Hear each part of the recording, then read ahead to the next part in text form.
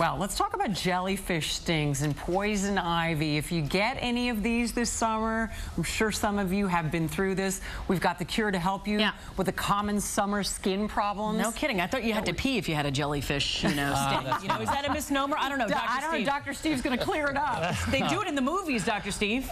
Well, I'm speechless. Why do you start with that? All right, it's summertime, guys, and we all want to enjoy the great outdoors, but unfortunately, it can come at a price sometimes. And if you've been stung by a bee or a jellyfish, like Suki was saying, you know exactly what I'm talking about. But have no fear. Dermatologist Dr. Bruce Katz from Juva Skin and Laser Center is here, and he has the cure to some common summer skin problems. Bruce, thanks for coming in this morning. Pleasure, Steve. All right, so we've been talking about, Suki mentioned it, the jellyfish. In the waters out here, in particular, when it gets warm, there could be a lot of jellyfish out there. What should people do if they're stung by a jellyfish?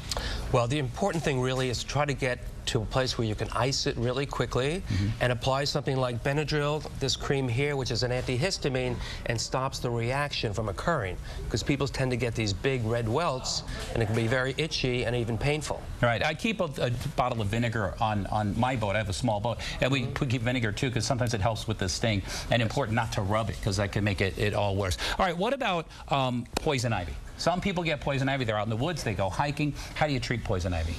Well, the important thing is to try to make sure you treat it with a cortisone cream right away. That'll stop the inflammation and the blistering that people tend to get. And also an antihistamine, because it gets very itchy.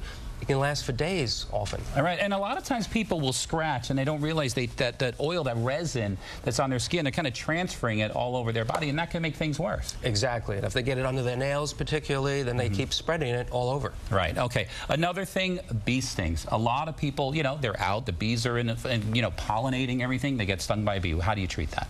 Well, as long as they're not having a systemic reaction, having difficulty breathing or other things, it's really a skin problem. Use something like Pramoxine here. Aloe Core is very soothing. It'll stop the reaction very quickly. Okay. After bee stings, the more annoying and more common, of course, for me anyway, is bug bites. All kinds of bug bites, mostly mosquito bites. How do you like to treat those? Again, cortisone cream is really effective.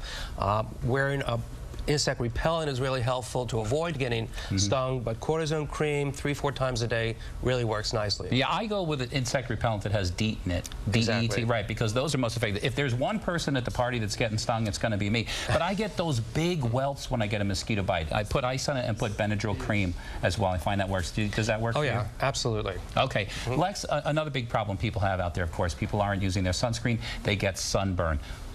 How do you treat that? Well, a great way to stop the pain from sunburn is to use a lidocaine cream. This is really a topical anesthetic. It stops the discomfort right away.